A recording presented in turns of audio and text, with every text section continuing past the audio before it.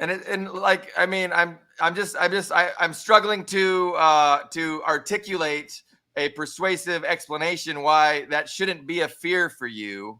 Number one, you're not a billionaire, No. right? Like, you're working class. Like, I mean, we're all working class. So like, why would we make a system worse than it is? That doesn't make any sense. So again, I think that fear is inculcated. That fear is inculcated by propaganda from the billionaires, where they shove fake historical narratives down your throat, and they totally, get you to have a negative opinion of actually existing socialist governments, actual existing socialist leaders like Stalin and Mao. And I think that's where this stems from, is an acceptance of Western ruling class propaganda designed to turn the working class against their own best interest, which is against socialism, against the leaders of the socialist movements that have done, more for the humanity than anyone else, really. And we never got to episode 4 with Tim. He's very lucky, because we were probably going to talk about Mao and what great things he did. I mean, China, of course, is the ultimate what's the word, success story. Like China is the proof of the superiority of a common sense communist leadership that isn't dogmatic. It doesn't just, hey, nobody's going to own the means of production. No, we're going to abolish private ownership. No, they did things in a way that is in the best interest of the Chinese people. Now, a lot of libertarians, again, I'm thinking they are embracing anti-China propaganda, and they probably have a terrible view of China. They probably think China's authoritarian. They probably think China is evil, and they don't care about freedoms. And everybody in there thinks that they're going to get thrown to the prison or have their organs harvested if they speak out against the government. And of course, those are thoughts that are put there by the wealthy elites in order to keep the working class from recognizing and pursuing their own best interest. And the own best interest of the working class is opposite to the interests of the ruling elite, because it's a zero-sum game. Politics is a zero-sum game. Right now, the oligarchs have 100% control of politics, and any increase into that by the working class is going to come directly at their expense. So they resist it. Go ahead, Manuel. Tell me how bad China is. Okay, if I understand you, Yeah. you reject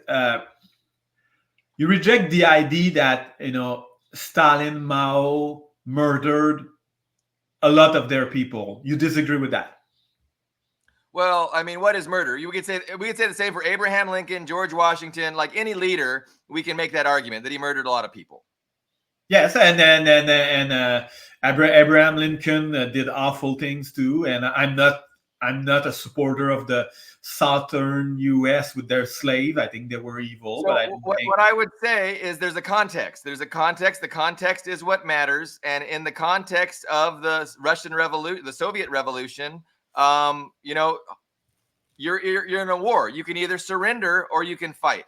So those are your two choices. So again, I'm thinking the status quo is so evil that I think we ought to fight to overturn it. Now, I'm not advocating any violence. I'm not saying I'm gonna be initiating a violent revolution. I'm hoping it can happen peacefully, but I do know that It won't happen peacefully, I'm pretty sure. Okay, I know that wasn't an option in the Soviet Union. I know I agree, I know. the minute the revolution started, that the West, 15 different Western countries sent militaries to defeat the communists, to join the whites and defeat the communists. So peaceful transition wasn't an option. Why? Do we blame the working class because peace wasn't an option? No, because their option was maintain, their life under oppression, or violently resist and fight. And so that's what they did. So am I going to blame them for the people that died in the revolution, or in the tumultuous years that directly followed the revolution, where you're encircled by capitalist forces both within and without? Are you gonna just surrender and say, okay, hey, we won a revolution. We had about 10 good years, but you know what? I think I don't want to fight anymore because people are going to die. So I'm just going to surrender. I mean, so that was the options that Stalin had. So there's a context, and I think the West, obviously intentionally perverts the context, exaggerates the bad things, doesn't talk about the good things. But I think most of what Stalin did was absolutely justifiable. And it's about informing yourself regarding the context, the situation, the choices that he was facing. And if you do that, it's definitely there's a strong defense to make in each of Stalin's major decisions. But to think that in a war that killed 25 million people, you're going to behave and we're going to hold him to the same standards that we hold Joe Biden to right now. Like Joe Biden is just funneling, bombs and weapons over to Israel so they can genocide the Gazans, right? And nobody really cares. I mean, it's not that big of a deal. But we get up in arms. Stalin repressed the people that tried to violently overthrow him and undo the revolutionary gains that were made.